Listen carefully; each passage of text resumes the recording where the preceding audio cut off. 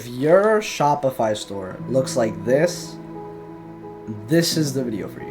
Hello guys, thank you for joining in. My name is Jeremy Lizarazo and this is my journey in e-commerce. Obviously, I know you guys could see that I don't have the best camera, so that kind of gives you some insight to what I had to go through so far. But pretty much I've been doing e-commerce for like about a year and a half. If I'm being completely honest, obviously between work and life and everything else, I haven't been putting my everything every day into it. But today, that's changing. I'm making this video because I want to inspire thousands, hundreds, if not millions of people in their steps of their journeys. Whether it's e-commerce, sports, or anything else in life, I know that there's something that they'll be able to derive from these videos. So I wanted to show my journey in e-commerce from broke to riches. Right now, we're here and we want this. We're gonna get there. I'm gonna show you guys what my websites looked like when I got started versus now, just to kind of give you guys some background info on me, because I know obviously nobody knows me yet. I'm somebody who has loved business from the age of 14. I made myself a promise at 15 that by 25, I would be a multi-millionaire. I'm currently 22.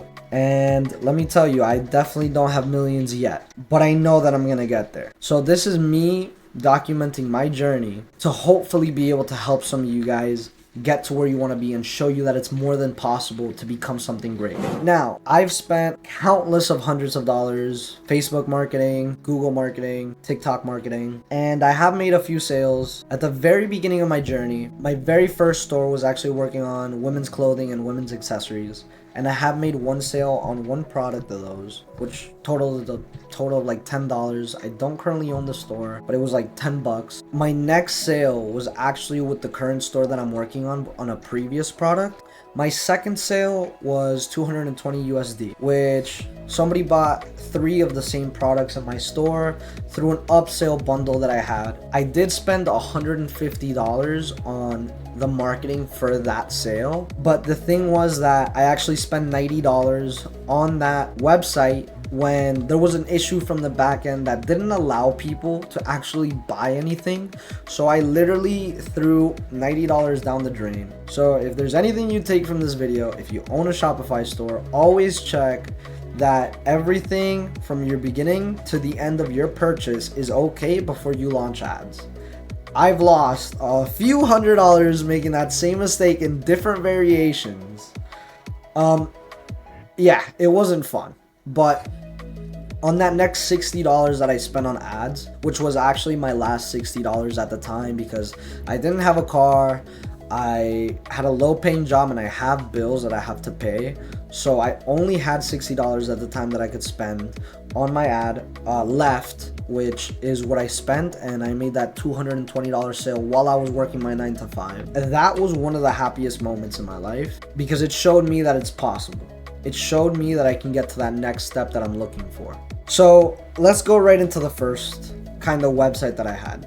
Now, even though this wasn't necessarily the first website that I had, this is the second one. This is the second website that I had, but generally I had the same skill as you're gonna see because it looks horrible. This is what it looks like. It was a general store meaning that you have all types of products on it.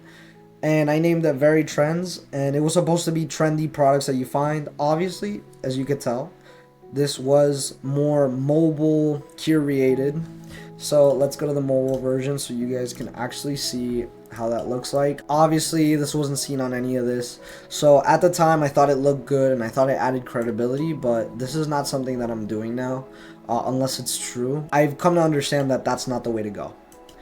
So this is no longer something I'm doing, but this was at the time something that I was told looked good, I thought looked good, and I realized that it wasn't the best route. These are obviously not the products that I had at the time. I had some like pet products and some other random stuff. It was like a bunch of general stuff. You get the gist of it. These weren't here. It was just home and about us and contact us.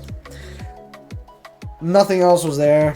I had not a really great understanding of how to build that, and yeah, it was just bad. Now, this is the next step of working harder on it, trying to analyze more stores. All this except the order tracking was actually here. I made a better banner. I made some of these. I did this, but I toned down a little bit. This was actually like the last time I did it because it was still around the same time. Obviously, I realized that this wasn't gonna work. I don't know if you guys know Jordan Welch. He's a YouTuber, very successful e-commerce entrepreneur, and he actually has gone on to do other expenditures. But I have joined that community because I feel like in any aspect of life, you want to surround yourself with people that are doing it at a higher level than you if you want to improve in it. Whether it's sales, whether it's sports, you always want to hang around people that are doing it, right? Now, it is difficult nowadays because I do feel like there's a lot of scammy gurus that just kind of make their money off of you. I just felt like Jordan Welch was one of the more transparent ones, so I went with him. He does weekly calls where we do get to talk to him, and pretty much the turning point was kind of after talking to him, going through a couple more sessions and really understanding, like, breaking it down. The one thing I really do respect about him, talking to him kind of like one-on-one, even though it is like a small group based thing, but you do get to ask questions one-on-one, is that he does keep it really real.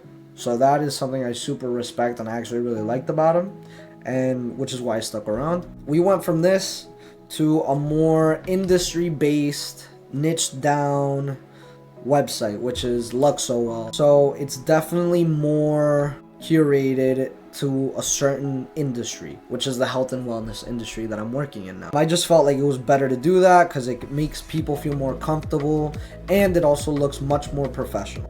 If we go to the product, this is what the product page looks like. Obviously, it looks pretty decent when you're on web browser, but it's not made for web browser. Since I'm focusing on Facebook ads and TikTok ads, a lot of the traffic is going to be coming through mobile, so it's actually optimized for a mobile view. So let's go through that. So this is what it looks like. A lot of this design I just derived from other people who were doing it successfully. So I would look at stores like Bleem and BlendJet and kind of derive breaking down what makes this website successful. If you guys are interested in knowing more about that, I could definitely break that down. So if that's something you're interested in, definitely comment down. And if I see, there's interest in it, break down what I perceived were factors that help them sell. And besides that, a lot of this is customized. These two pictures are the ones I got from where I'm getting the product from. This one's customized. This one's customized. All these other photos that you see down here, these are some photos that I made personally on Canva. Those are skill sets that I've improved over time from the very beginning to the very end where I'm at currently right now, because I failed so much, because I didn't make the sales, because I lost money, because I tried again and again and again and again, and I'm still trying because I'm not there yet. I'm missing the part where I can successfully make a big group of people go into my website, buy, and be very profitable, and do it again and again and again. My next step in this phase is to actually set up TikTok ads, because I feel like TikTok is more prominent right now, and it's something that will work a lot better. It just has a more visual audience rather than Facebook, where they're more to socialize, as opposed to TikTok where you're there more to watch and consume. So I decided going with TikTok is probably the better route. I'm actually setting up different campaigns for my product, which I will be reviewing on the next video. Obviously I can't, it's still account under review because I just made this today. These I set up today, so they still gotta get the account reviewed. Everything's gotta get set up. Once everything's set up, then I'll be able to get the results and kind of go back to you guys. I want to show you guys my results with the ads, and I want to show you guys how it goes so you can see from my success or my failures. You guys can learn and apply these in your e-com sites or your own just life, just the lessons. But anyways, guys, I really do appreciate you for stopping by. I just want you guys to know that this journey is not easy, and none of it is. Any journey to success is not easy. But if you stick to it, you can definitely make it work. I want to show you guys, and I want to help you guys follow me along in this journey but I want you guys to derive something out of it. Whether it's a message or a skill that you actually can use and translate to whatever it is that you're trying to succeed in, I want you guys to derive that from this. I know that today's day and age, social media is very deceptive, and there's a lot of people who are obviously looking out for themselves and they don't care about you. They just want to benefit off of you. And my goal is not to be benefiting off of anybody, but to be able to help them benefit off of my content and help them and provide them somebody who can guide them become better and a better version of themselves. I know that's a little difficult to say from the position I'm in, but I mean it, and I'm not going to stop. So this is the beginning, and it's only going to get better.